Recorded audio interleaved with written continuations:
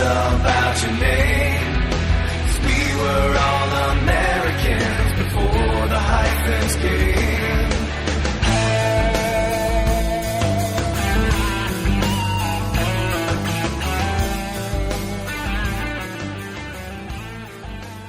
Howdy, folks. You are listening to Doc Owen. This is the Doc Owen Show coming to you live on Spreaker.com. We are glad to have you. Welcome back or welcome aboard if you're a first-time listener. Huge show tonight. Lots going on in the news. We will get to that, and just in general. The title of tonight's show is Doc's America Minus 19. I will re-explain to those of us who have just joined us where the title came from. First, I want to give you the phone number in case you'd like to join the conversation at any point in time. If something rings a bell for you, you're welcome to give us a call. It's area code 702-907-6936. That's 702-907-OWEN 6936. Give us a call if you care to participate. We'd love to hear from you. As you know, we are all over the social media. We're on Facebook. We got a blog. We got a Twitter account. Use it as often as possible. It is a wonderful avenue to actually gather real information, not filtered, not slanted, but factual kind of stuff. First of all, this is the first broadcast in absolutely a month that we have not been competing with the San Antonio Spurs. I would like to personally congratulate them and the city of San Antonio on the way they conducted themselves, not only throughout the season and throughout the championship, but also after the fact and the party.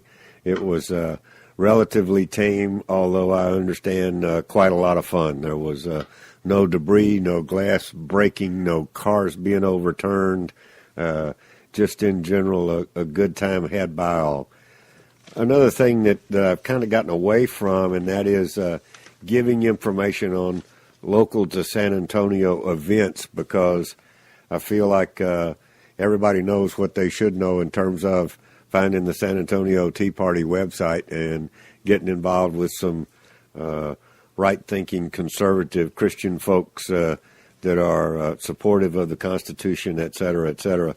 There is one event, though, that doesn't necessarily show up on the San Antonio Tea Party, and it's a group called Act for America, and they have a local chapter.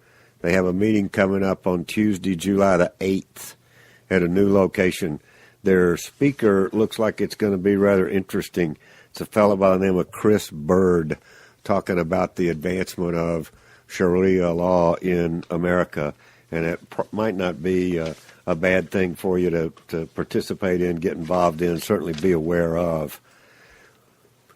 Tradition says we start off with a quote from Crowned Grace International, the leadership quote. So the one that I pulled this week is from a gentleman by the name of Stephen Covey, that an awful lot of people in business know.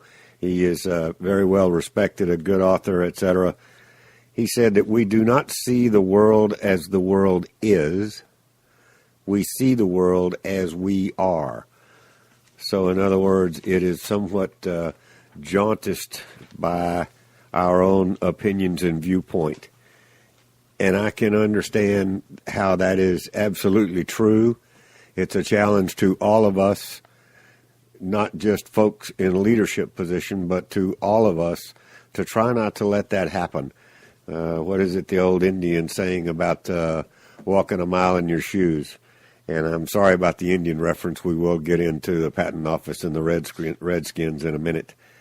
Back to the title, Doc's America Minus 19. We have 19 weeks left until the November midterm elections. And if my math serves me correctly, that would be 63, 700. That's only 133 days. I mean, that's nothing. We absolutely have to stay focused. It is a project. We've got to get as well informed as we possibly can on who the candidates are, where their stance on the issues are, Not what party they're in, not what side of the ticket they're going to be on, but who are they? Where did they come from? Why do they want to run for office? Why do they want to be involved with on a national, state, or local level? You know, who are they? Do your homework. Completely vet them on your own. Do not be totally dependent on someone else to vet them. That's one reason that I recommend getting involved on an activity level basis, week to week or once a month or something like that. Join groups that do vetting, and what happens is a bunch of people to get together. They've met various candidates, and they bring to the table what their impression of the candidate was when they spoke on a certain topic, since we can't all be all places at all times.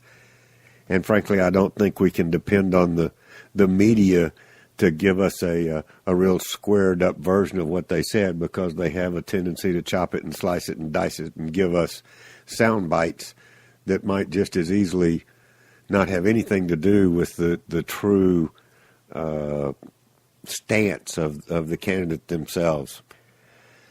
The idea behind the show is the fact that we've got to dive in there. We just don't have much time to do it. And that means when somebody says, or you start seeing a blurb, or your mind goes off and starts thinking about who the presidential candidate should be in the 2016 election, turn that thought process off. It doesn't matter. It's a moot point. It's got nothing to do with the project at hand. The project at hand is the midterm elections, making sure that we send people to Washington in 2014 that can help deliver a healthy country, that can help get the United States of America back on track and back to a position of superiority in the world. There again, it's in politicians' best interest to divide us. It's in the media's best interest to divide us. That's the reason that I used the opening song from Madison Rising, Before the Hyphens Came. That is absolutely one of my favorites. I well remember the day when we were all Americans, as they say. We've got to go back to that position. We've got to get that very firmly implanted in our mind as we prepare for, do our homework for, and support candidates in the 2014 election. 2016 will that's phase 2 of this project. Phase 1 is 2014. We're back on the air. Sorry about that. As I was saying, last week I played a clip by Red Skelton and Red Skelton's Pledge of Allegiance. It's a little over 4 minutes long. I'd like to play it for you again now. If you heard it last week or downloaded the podcast, I think it does well to hear it again. And for those of you that have just joined us, you'll be hearing it for the first time. I remember a teacher that I had. Now, I went through the 7th grade. I went to the 7th grade. I left home when I was 10 years old because I was hungry. And I used to, this is true. I work in the summer and I go to school in the winter. But I had this one teacher. He was the principal of the Harrison School in Vincennes, Indiana. To me, this was the greatest teacher, a real sage of my time, anyhow. He had such wisdom. And we were all reciting the Pledge of Allegiance one day. And he walked over, this little old teacher. Mr. Laswell was his name. Mr. Laswell was his... He says, I've been listening to you boys and girls recite the Pledge of Allegiance all semester. And it seems as though it's becoming monotonous to you.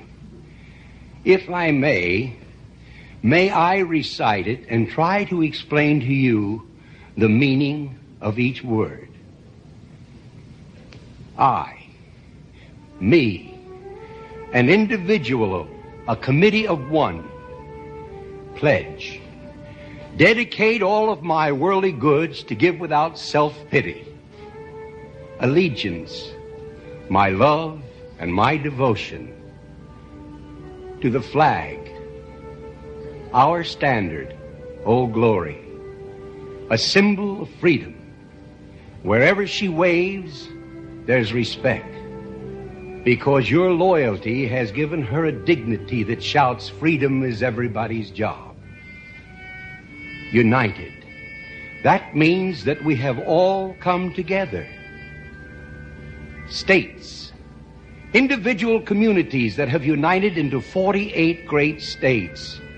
48 individual communities with pride and dignity and purpose.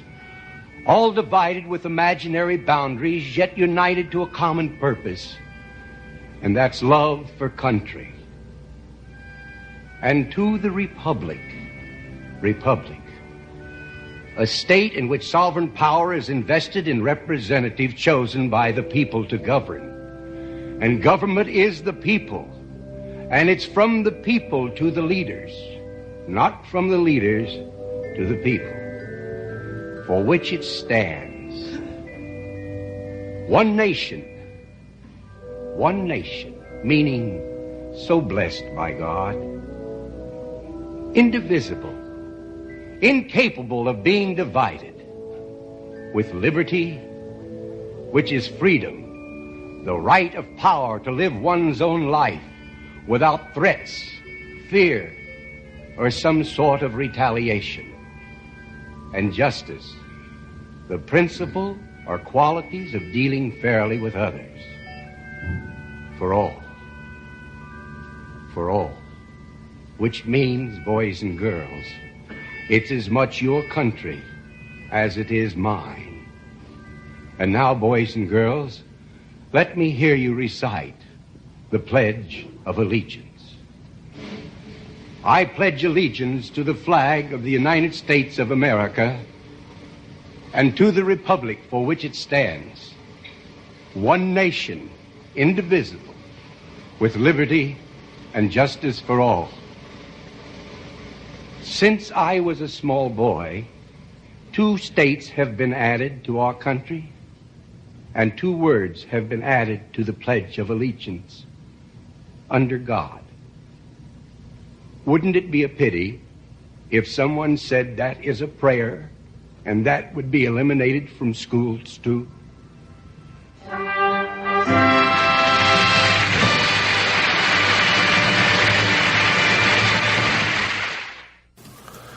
If you're not familiar, Mr. Skelton was one of the foremost comedians at the time. That's why you heard the laughter in the beginning, was because of the image that he portrayed of his teacher, and the audience was totally expecting one of his standard comical skits. And he pretty well turned that upside down on them.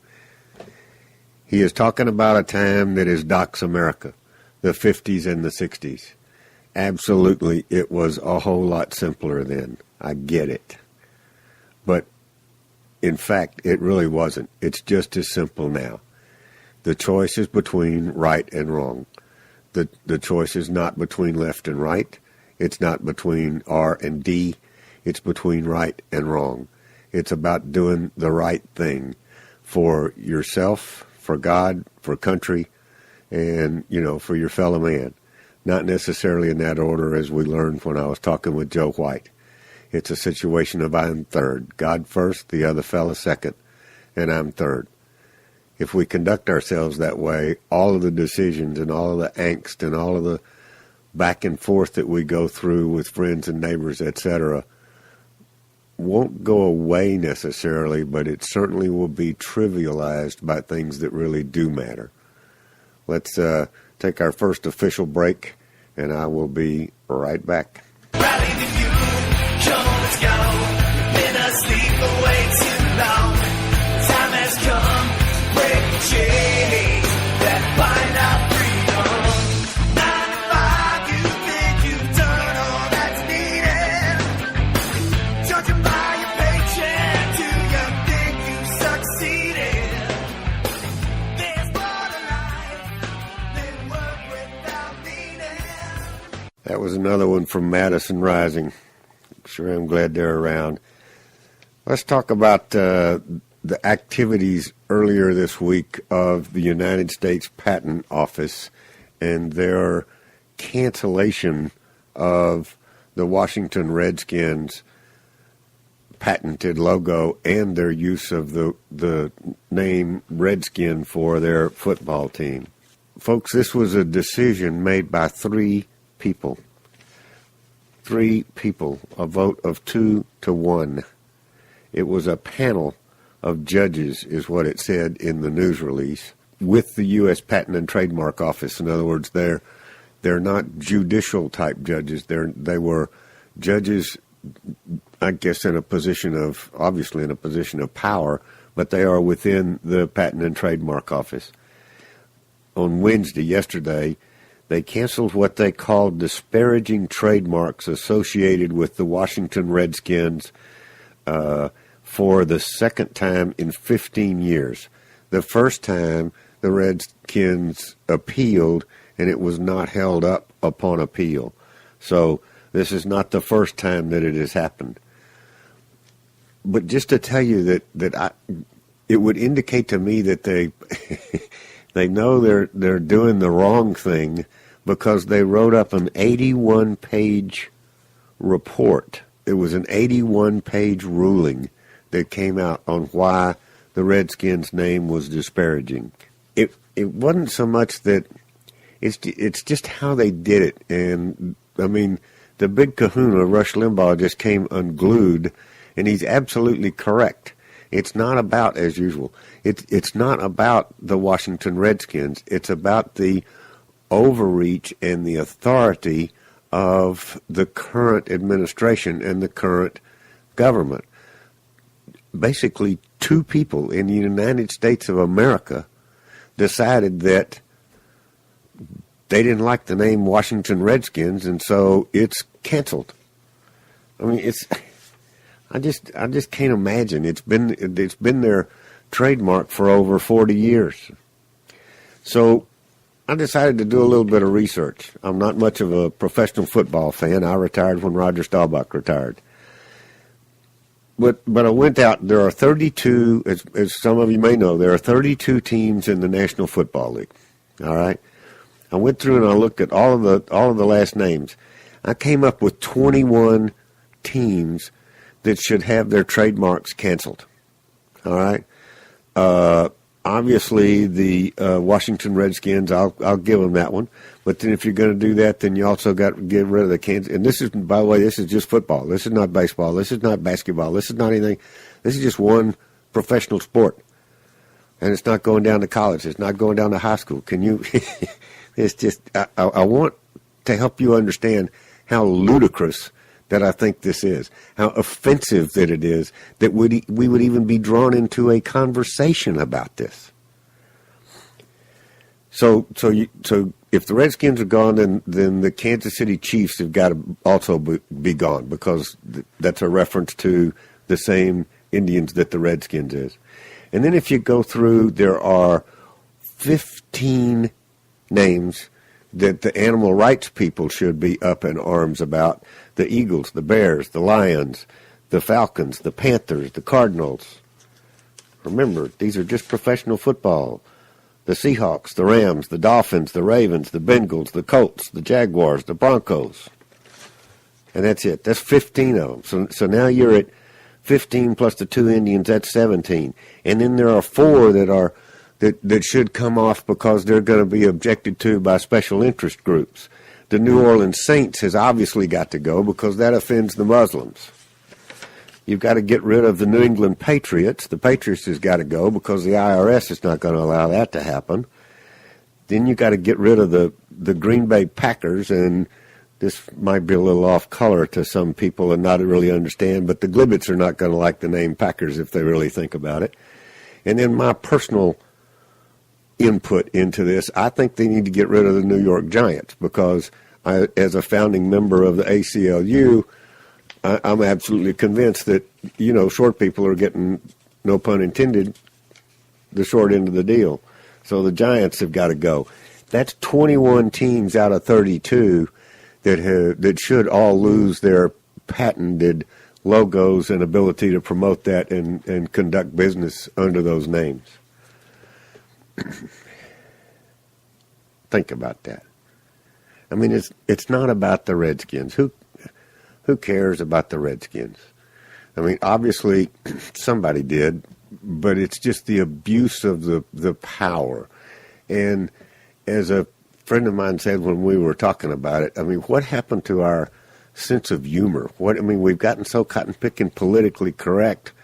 It's hard to carry on a conversation with somebody that you don't know real well for fear of offending them or stepping on them or using the term that, they've now decided is politically incorrect. Quite frankly, it gets a little tiring. It gets a little boring. It totally gets in the way of communication, and it gets in the way of keeping people together. So, as I will say again about the 50s and the 60s and what Mr. Skelton said and what Madison Rising has said, before the hyphens came, before we had all of these dash American people, we were all Americans. That's all there was to it. And the same is true today, except that politicians and others make an awful lot of money by keeping us divided. I mean, that basically is the bottom line. The next thing that I want to get into is immigration. But before I do, I want you to, I've referenced on the show numerous times, and I hope that you've followed up and done some homework on a gentleman by the name of Trey Gowdy. Mr. Gowdy is a congressman.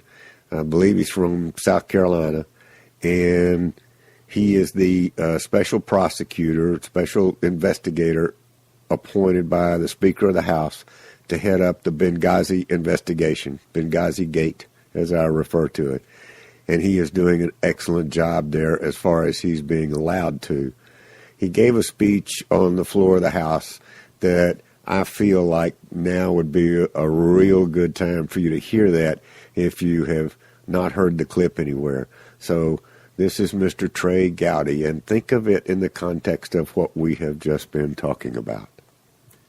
Thank you, Mr. Speaker. I want to talk for just a moment as colleagues, not as Republicans or Democrats, not as members of the majority or the minority, colleagues who are blessed to serve in the United States House of Representatives, the People's House, with all the tradition, with all the history, with all the laws that have been passed, with all the lives that have been impacted. I want us to talk as colleagues, because our foundational document gave us, as the House, unique powers and responsibilities. We run every 2 years because they intended for us to be closest to the people. The President was given different duties and powers. The President was given the duty to take care that the laws be faithfully executed. So my question, Mr. Speaker, is what does that mean to you, that the laws be faithfully executed? We know the President can veto a bill for any reason or no reason. We know the President can refuse to defend the constitutionality of a statute, even one that he signs into law. We know the President can issue pardons for violations of the very laws that we pass. And we know that the President has prosecutorial discretion as evidenced and used through his U.S. attorneys. Mr. Speaker, that is a lot of power. What are we to do when that amount of power is not enough? What are we to do when this president or any president decides to selectively enforce a portion of a law and ignore other portions of that law?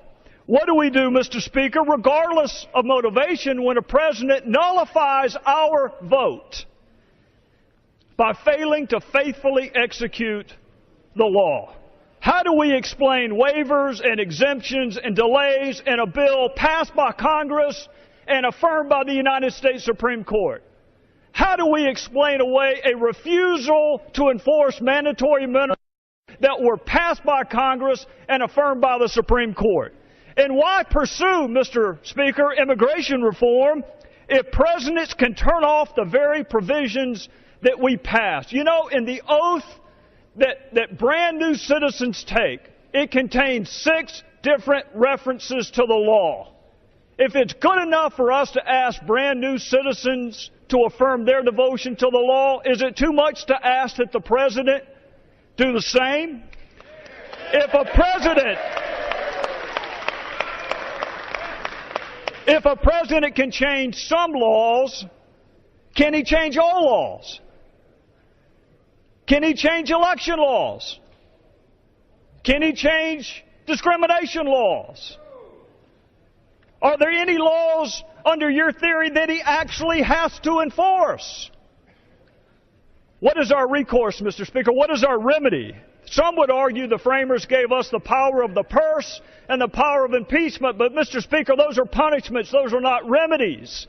What is the remedy if we want the executive to enforce our work? This bill simply gives us standing when our votes are nullified. This bill allows us to petition the judicial branch for an order requiring the executive branch to faithfully execute the law. Mr. Speaker, we are not held in high public esteem right now. Maybe members of Congress would be respected more if we respected ourselves enough to require that when we pass something, it be treated as law. Maybe we would be more respected if we had a firmly rooted expectation that when we pass something as law, it be treated as law. Maybe we would be more respected if we put down party labels and to keep or retain or acquire gavels and picked up the history, the tradition, and the honor of this, the people's house. Mr. Speaker, the House of Representatives does not exist to pass suggestions. We do not exist to pass ideas. We make law. And while you are free to stand and clap when any president comes into this hallowed chamber and promises to do it with or without you, I will never stand and clap when any president, no matter whether he's your party or mine, promises to make us a constitutional anomaly and an afterthought. We make law.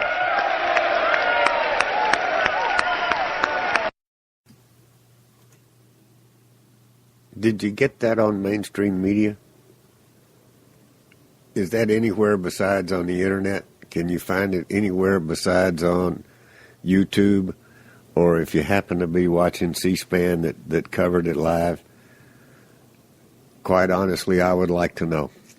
Because it seems to me, had that gotten out there through the mainstream media, through the propaganda machine, which I doubt, that it would have certainly made a greater impact than it did.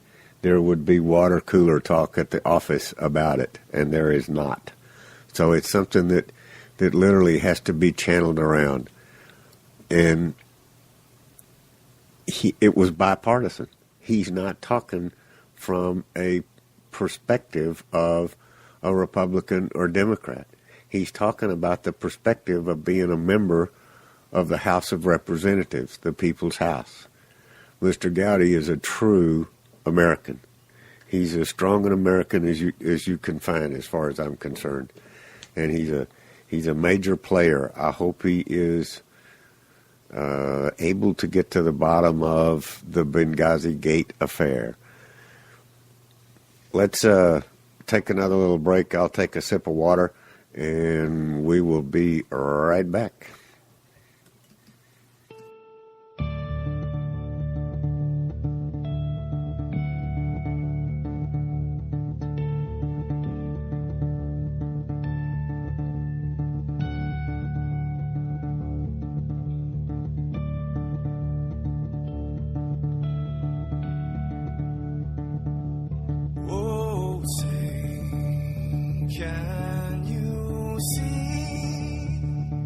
This is Madison Rising. I wanted you to hear some of their music. It is absolutely fabulous, inspiring, and a wonderful group. Got a 29-second limit, not imposed by them, but iHeartRadio. So I had to cut that one a little bit short. But when I pick up here in just a second, you'll be able to hear another 29 seconds, and then I'm going to encourage you to do something. So here they go again. Madison Rising. Pay attention. Whose broad stripes and bright stars through the perilous fight. Oh, the ramparts we watched were so gallantly straight.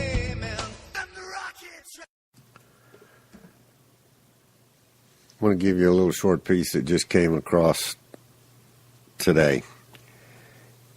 In case for those of you in the listening audience that are in Texas and think that we are insulated or isolated or protective from some of the madness and mayhem that goes on the left coast and the right coast, if you didn't see this, it was on one of the local news channels in Houston, Texas, in a little town outside of Houston by the name of Webster, which is one of the commuter zones.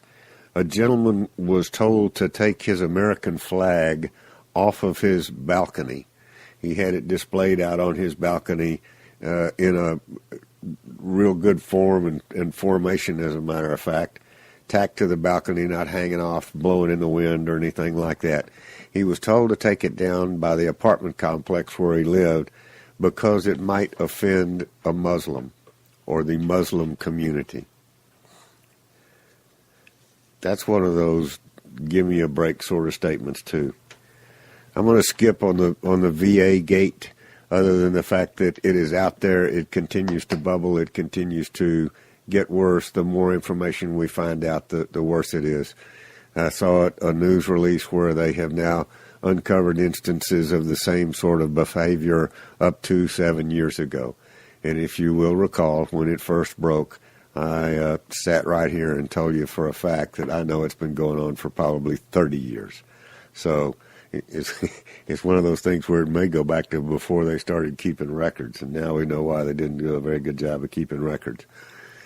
At the top of the show last week, and a real hot button for me and for most Texans, is the immigration situation and the fact that the southernmost border of the United States is being completely overrun. So in case you don't have all of the facts, in case you don't go out to the places that I do on the internet, I thought I would bring some of the information to you. And that is the fact that it shows a picture of a couple of child migrants, one of them 10 years old from Honduras, and the other one, it says they're both 10 years old. The other one's a 16-year-old Guatemalan, made their way to a Catholic migrant center in Mexico, and where they were ushered across into the United States. And then it said it used to be that when illegal aliens made it across our border with Mexico, they would flee as fast and as far as they could from Border Patrol agents. And now by the thousands, they're eager to be caught. And it asked the question, what has changed? And what has changed is our apparent position, the position of this administration on illegal immigration. And as some of the folks that I know and some of the print you see, etc., they don't seem to folks that are in favor of what's going on don't seem to understand the meaning of the term illegal. Not that there's any of them listening, but just so we'll all be on the same page. It means against the law, as Mr. Gowdy said. It's not, it's the law. It's not a suggestion. It's not an idea. It's not a, gee, what do you think about this the next time you see somebody coming across the Rio Grande? It is the law. And it is against the law for you to enter this country without going through the proper channels. End of discussion. As I was reading this, I'll give you a personal note. My dad was a World War II veteran. And when I was born in 1945, just before the war, actually, I don't remember whether it was before the war ended or not. It was on April 11th. So if any of you are historians and know the exact day it came to an end, you can tell me. But what I remember is that when I was born, my father was listed as missing in action. My mom did not know whether he was alive or not, and he did not know that he had a son. And so I was about somewhere between 6 and 8 weeks old before they found out that Dad was alive. And the reason I bring that up is because it was a part of his life that for the 40 years that he and I knew each other, I never heard a word about it, except that he was a prisoner of war because when his plane went down, the instructions were run towards the enemy. You need to be caught by the authorities. You need to be taken into custody by the German military because the locals will kill you.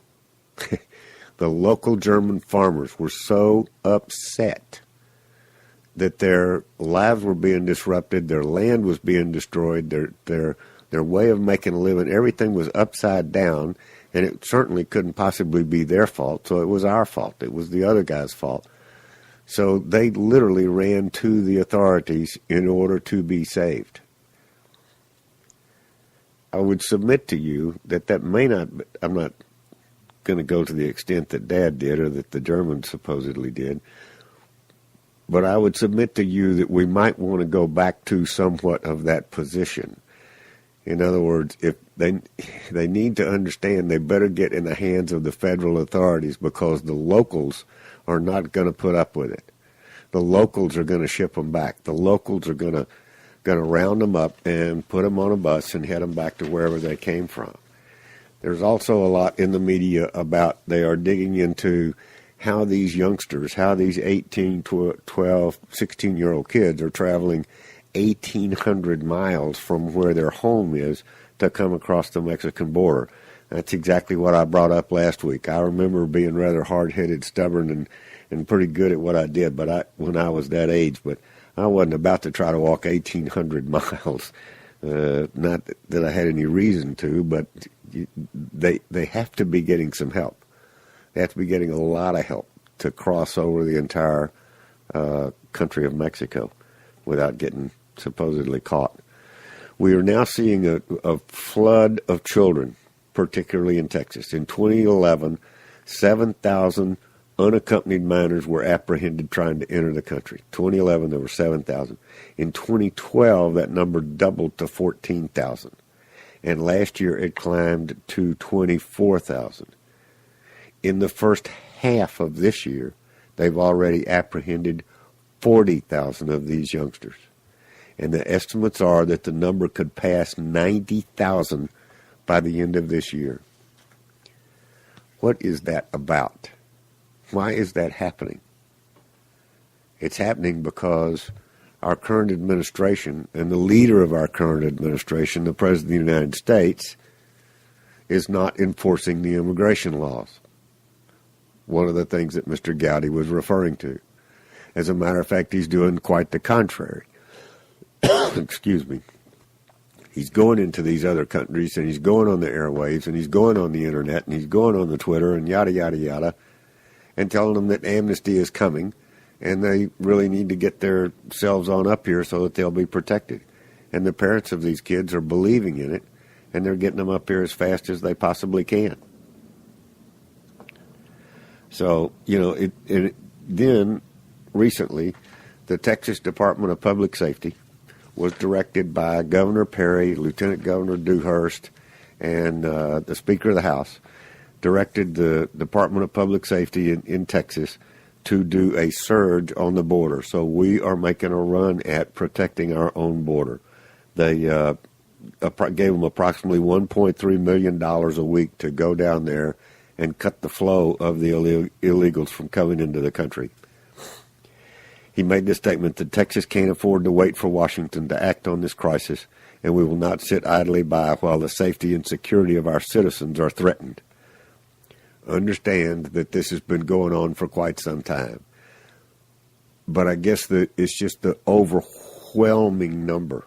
40,000 children, 40,000 young people, 8 to 16 years old, in a period of 6 months, coming across the river. That's huge. I've grown up here all my life. We've always had illegals coming across the Rio Grande River. We've had locals that would throw ropes to them and help them to come over here and make themselves a better life. But we're talking about maybe 50, maybe 100, 40,000 in 6 months. Untenable. We can't live with that. It's not right, and it's being promoted by the administration to bring them over here, because at the same time up in New York and in California and places that are considerably more liberal than we are here in Texas, they're trying to give them the vote. They're trying to give the illegals the vote, just on a state level or just on a local level, not in a presidential election. Right. It's just ludicrous. Former Alaska Governor Sarah Palin weighed in on the issue, and she said, and rightfully so, that for the first time she actually agreed with the liberals' war whoop that it is about the children, that it is a humanitarian issue. They're being used as pawns. It's not fair to them. They have no idea what's going on, other than the fact that they're being promised shelter, they're being promised food, they're being promised clothing, health care, education, etc., etc. If they can just get here, then, the United States won't send them back. So parents are giving up their children so their children can supposedly have a better life. And I'm sorry for that. I'm sorry that they're buying into that. And in fact, if it's done properly, there's nothing wrong with that. I just don't view it, this is personal, I've never viewed that as being the role of government. I've always viewed that as being the role of the church, of being the role of the not-for-profits that we have in the United States. It's not the job of the government to take care of all of the wayward children of the world. If they want to come here and be absorbed into church life and get involved in communities, and there's a lot of things that can be done. They're not going about it anywhere near the right way. And the way they are going about it shows total disrespect for the people that did go about it the right way. As an example, Michelle Obama welcomed the new U.S. citizens by promoting their immigration agenda. First Lady Obama spoke Wednesday at a swearing-in ceremony commemorating the efforts of 50 freshly minted U.S. citizens at attaining their citizenship through legal means. The diverse group of new citizens, reportedly hailing from more than a dozen countries, waved American flags excitedly as they stood before the nation's founding documents and completed the oath of citizenship. Obama congratulated them and praised the contributions that immigrants historically have made to the nation's growth. Then she essentially told them that they had all just been played, insinuating that future naturalized citizens should have a much easier path toward their goal than the one they'd all just followed. It reminds me of my first week in PhD school when I was asked, what do you call the person that graduates at the bottom of the class? The answer is doctor. In other words, you don't really have to perform. In other words, there's nothing to be gained by doing it the right way. That didn't sit well with me, and that professor and I have never, ever gotten along, which is not news to either one of us or anybody who knows me well.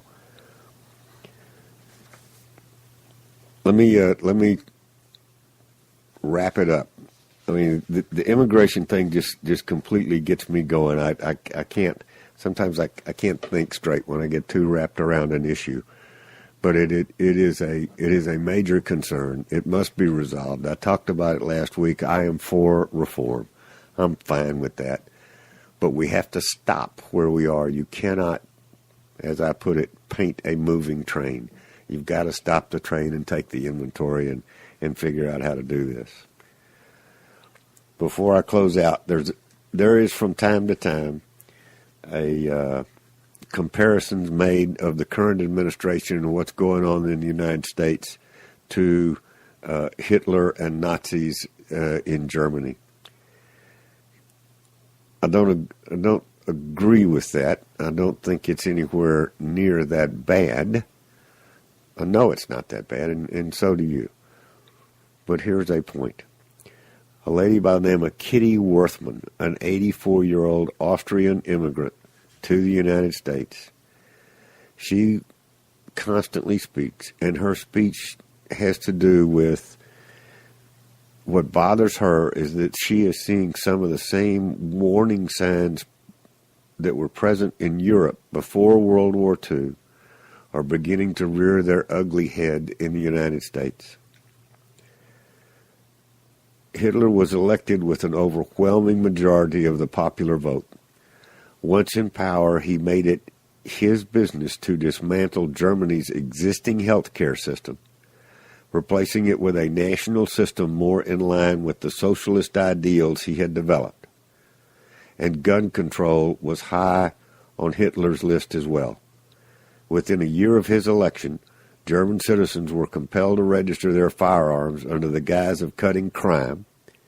Soon after, registered gun owners were forced to turn in their weapons under threat of death. So, with the advantage of 2020 hindsight, you can start to see some of the similarities that make folks nervous. They give people pause. It makes you stop and think when you're going down the same path that historically has been done before and did not turn out well at all.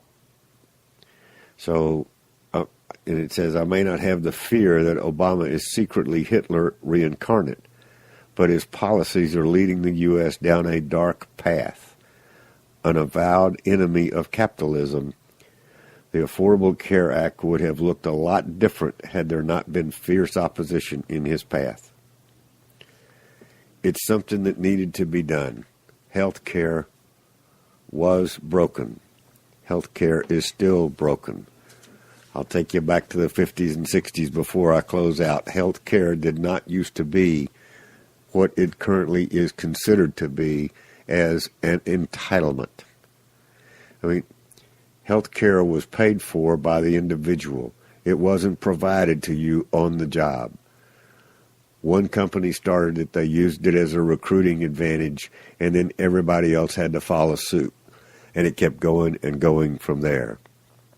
Eventually, as it is today, the customer of the healthcare industry is corporate America, not the individual, because the individual's not paying for it. So they have less cause or less reason to monitor how much is spent. They know what their copay is. That's what they're worried about. So the healthcare industry is between corporate America, the pharmaceutical companies, and the health insurance companies. And the part that the individual plays in it is totally minimized. In the 50s and 60s, that was not the case. And healthcare was excellent. Doctors came to the house, not because it was easier, but because that's the way it was done until corporate America took over. I'm going to play this last ditty. Remember to place the word rock with the word doc, and I will be back to say goodnight. 1, 2, 3 o'clock, 4 o'clock, rock. 5, 6, 7 o'clock, 8 o'clock, rock. 9, 10, 11 o'clock, 12 o'clock, rock. We're gonna rock around the clock tonight. Put your glad rags on. Join me, hon. We'll have some fun when the clock strikes 1. We're gonna rock around the clock tonight. We're gonna rock, rock, rock till the broad daylight. We're gonna rock around the clock tonight.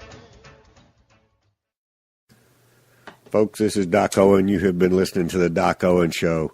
We're glad you joined us. Hope you'll come back again. Tell a friend. Join us on the social media. Take care. God bless. Pay attention. Thank you. Good night.